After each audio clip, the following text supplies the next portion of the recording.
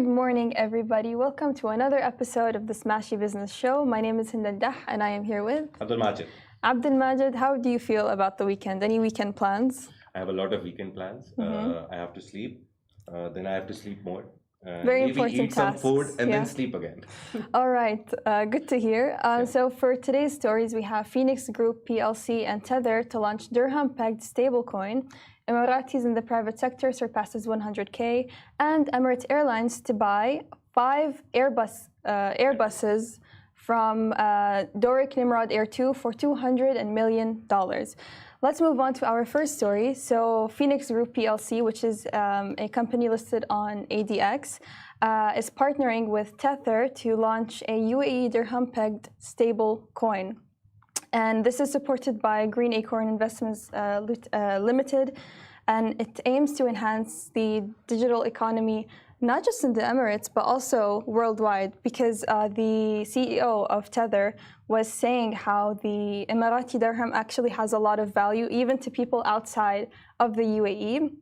And the main purpose of this partnership is to create some options instead of just the US pegged stablecoin.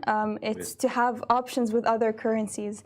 And he also believed that the dirham would become a preferred currency as the global trade shifts. So the global stable coin market, it's projected to go to 150 billion, from 150 billion to 2.8 trillion by 2028. So in the next 4 years, this stable coin market is going to grow very big. That is why this initiative has been thought upon. It's not launched yet, but soon we will get a UAE pegged stable coin. The one in circulation right now, which is more famous, is USDT, and it's by Tether. So that one is there. It's usually $1, goes down to 0.7 sometimes, but it's usually stable. That is why it's called a stable coin. Yeah, it's currently at $1.0002. So maybe the prediction that I can make, or everyone will make, that the UAE one will also be called ADT maybe, or Dirham DT something, but it will have a T at the end. So that stablecoin is going to help a lot because UAE economy is very stable.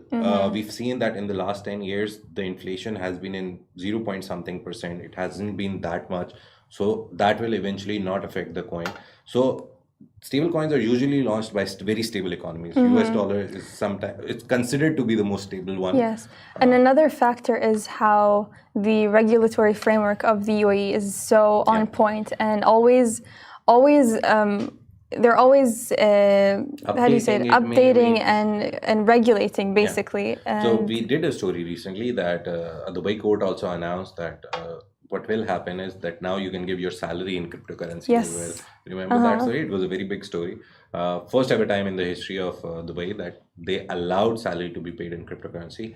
Then this announcement. So things are evolving. Things are becoming very friendly for the cryptocurrencies. Maybe 10 years down the line, you will be paying for your coffee using the dirham-pegged stablecoin. It's a possibility. Yeah, and I think what would help also the younger generation is to actually learn more about crypto and to be more knowledgeable about it. So I actually got a free lesson by Majid this morning, and it's a very interesting concept. And I think as you said, in the near future, we might see people paying through their cryptocurrencies. A lot of the countries in the world have actually adopted cryptocurrency across government level. We talked about it earlier. A lot of countries are doing that. The only problem that I see is some countries are still very stringent on the policy. They don't allow cryptocurrency. They're banning cryptocurrency. They don't want a cryptocurrency exchange in their country. So there's a lot of countries that are still not sure hesitant about it. And because the conventional banking system has been here for so long that they don't want to disrupt it or disturb it. Right. So UAE pegged this stable coin is acceptable here. So I'll give you an example. If I pay someone in UAE pegged stable coin, and the currency I'm sending or the crypto I'm sending to someone in Pakistan, maybe Pakistan has a ban on crypto exchange and crypto trade. So that way, it won't be possible for that person to take the money out, convert that crypto into real money. So that may be a problem, but soon, how things are developing, how crypto is becoming more mainstream, soon it will be allowed in every country, Yeah, I to think be so honest. too. And I think based off seeing how other countries kind of function with crypto and how they deal with the banks and cryptos, it's almost like a battle as like who wins. But I think in some countries like the UAE, they're trying to actually work together in partnership together. And I think that will make other countries see like, oh, it's not really a competition. It'll be good for the overall economy of the country. And UAE has always been a trendsetter, I think. So if they set a trend, the world will follow now. Yeah. They're becoming the trend-setting leader in the world. So it's good. The stablecoin will be accessible globally, apart from the countries which are banned or don't have crypto exchanges. And it will be rooted in UAE's economic strength. It aims to facilitate seamless transactions. Yesterday, I was reading opinion by a very famous economist in Financial Times, maybe. He said that a usual transaction in banking maybe takes 2 days, 3 days, but on crypto, it takes 10 to 15 minutes. Yeah. So you can make those transactions quicker. The money that you lose through a transaction when you're doing international transactions, that is lesser. So obviously AEDT, which it's not a real name, I'm just saying it will be maybe called AEDT. Most probably. Most probably there is a chance it can be called AEDT, or they can have a new name for it, no problem. There's 1 million other coins. So yeah, so it aims to facilitate seamless transactions, reduce foreign exchange risks, which we see is a big problem for a lot of people. Yeah. And provide a reliable store of value. So you can always store your money in the form of crypto as well. And lastly, the UAE's progressive regulatory framework, we already talked about it, supports this innovation, positioning the UAE as the global leader in the digital economy. So yeah, good for the country. Yeah, speaking of the UAE's economy, moving on to our next story, the Emirati workforce in the private sector surpasses 100,000 for the first time.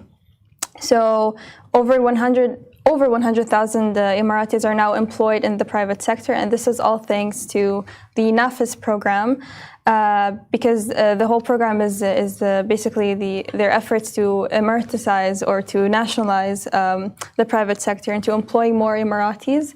And in the past 2.5 years, more than 70,000 Emiratis have joined private companies. So the NAFIS program was launched in September of 2021, and it aims to have 10% of the private sector jobs filled by Emiratis by 2026. And judging off these numbers, I think it's reaching there, and I think it will have potential to even surpass the expected number. And it's backed by a 24 billion dirhams in funding and legislative incentives. And this showcases the UAE's commitment to boosting Emirati employment. And also the new policy prioritizing government jobs for those with private sector experience also strengthens the Emiratization strategy. Yes, and the Dubai ruler, His Highness Sheikh Mohammed, he also tweeted on Sunday that all these measures are being done. He was updated about the numbers that first ever time the Emiratization program has reaped the rewards, and this number of Emiratis working in the private sector crossed the 100,000 mark. And the good part about it was that he put a timeline on it, that actually he put a metric on it, that any Emirati with 3 years of private organization experience will get a preference for government jobs. So that's also good, that Emiratis, they're already in good number in the government jobs, but the young Emiratis who are coming out of universities, coming out of good big universities, from foreign universities as well as Dubai universities, they will get a preference in government jobs if they can gain 3 years of private Yeah, and I had a conversation with my friend recently where it's like we should really prioritize working in the private sector for our first job, right after university, so that hopefully in the future when we're employed in a government level job or in a you reap the benefits basically, because it gives you more benefits is what I'm trying to say. So what do you think is what in your understanding is the benefit of working in a private organization? What I feel is private organizations have more competition in the market, maybe. So you get to learn a lot. That's what I was going to say, is that I think you learn very quickly, very, very fast. And also you meet people from various backgrounds, and I think that gives you a bonus or a benefit. So we have an Emirati working with us. Yes. Hind. Well, interning. Yeah. So Hind basically can throw light, an expert light on how you can. Yeah. So do you want me to talk about my experience here? So it's just give us a 1 minute brief. Honestly, just like what I said, I learned very, very quickly, and the fact that I'm able to learn from colleagues from all over the world is something I really appreciate. And maybe the experience, like someone has 20 years of experience, someone has 3 years of experience. That experience also helps. Yes, it does. It does. Yeah. So coming right from an Emirati person, that it is a good policy, and we've seen this same initiative in Saudi Arabia, nationalization also. So nationalization in Saudi is like they want to make the workforce majorly of Saudi nationals. So there's a lot of young people, again referring back to that Arab League report, Arab Labor Force report, that it's increasing, the unemployment in the countries, Arab countries, is increasing. But at the same time, they're having all these programs and incentives to attract. These programs actually lay the framework for other countries to follow as well, and become better employment countries for their youth. Yes. Because across the world, I've seen that youth is increasing. Again, coming back to my country, Pakistan has nearly 65 to 70% of population, which is between the age of 25 and 35. So this big number, Pakistan should have a plan. If we're talking about global policy, so every country should have a plan for the youth. And the youth is, I guess, more equipped now. They're technically sound. They know all the procedures. They know their apps. They can do something which a normal 20-year experienced guy who doesn't want to be associated with technology, they can do the same stuff in 1 hour, which they take like 4 or 5 hours. So they're very quick, and again, youth brings new ideas. That's true. Yeah. Let's he also move brings on. a lot of great ideas. Oh, thank you. Let's move on to our last story. Emirates Airlines is going to buy 5 Airbus A380s and A61s aircrafts from Doric Nimrod Air 2 for $200 million. Now, we've talked about Emirates the past few weeks. You know, they're changing their interior and everything. But the company, Doric Nimrod Air 2 Limited, is selling 5 Airbus aircrafts to Emirates for $200 million. And the aircrafts are currently leased to Emirates and will be transferred when their leases expire between October 1st and November 30th this year. And each aircraft will be sold for £30.71 million, which is approximately $40 million. So can you tell us a bit more about that? They're using it already, but Emirates, I guess, like the planes. And they're very comfortable, so they're like, we'll buy them. So it's a good move. Increasing your fleet with your personally owned planes is always good for any airlines. And Emirates, we've seen over the years, again and again, even this year, the first half report was great. Their numbers are going astronomically up. So it's a good sign that they're adding more planes to their fleet to meet the demand. Right. And it's good that sometimes if an airplane has a problem, they will always have a backup. Yeah, I don't know if this is controversial to say, but I'm glad to see that it's from Airbus and not Boeing, because we have talked about Boeing's recent criticisms, or shall I say, their problematic planes, their malfunctions.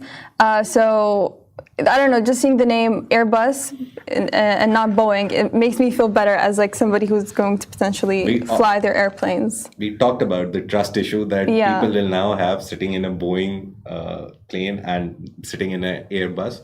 But people who don't have the idea of which plane they're sitting in, because sometimes it is mentioned, it's usually mentioned that which airplane is it that you're going to board. So the people who know about Boeing's problem will always have some doubt in their mind. Again, we also talked about how air travel is the safest form of travel in the world. Actually, we said that, and unfortunately, the next day there was a plane crash in Brazil. That is true. But the numbers tell you that over decades, there's like 5 or 4 incidents. But as compared to travel by road or travel by water, even ferries and ships, those are more dangerous. So you should cross your fingers. But always you can see at the numbers and be hopeful that nothing is going to happen. Yep. It goes through a lot of process. The other day we were also talking about how a plane is manufactured and how long it takes to get approved that this plane is going to go and fly out. Yeah. So yeah, and we also talked about how The ships, cruise, the large yeah. cargo ships, take a lot of time. It takes like 3-4 years of approvals and audits to finally put that ship on water. Yeah. So these things are there. The safety measures are there. Everything is in there. Accidents can happen. Human errors, technical errors are always there. They're part of the scientific method, actually. So yeah, good for Emirates that they're buying new planes. Good for UAE that they're getting a Dirham-Pegged Stablecoin, and Emiratis are now 113,000 strong. They've crossed the 100K mark for the first time thanks to the NAFIS program. Yes. And this is what we have for you today. Thank you, everybody, for joining us. Make sure to tune in tomorrow. You can find us on Instagram, LinkedIn, Twitter, X, all the social media channels. You can also find us on all the podcast channels such as Anghami, Spotify, and Apple. You can also check out our daily newsletter to find out more about the news we talk about on the show. So thank you so much for joining us, and we'll see you on Monday. Have a great weekend, everybody. Bye-bye.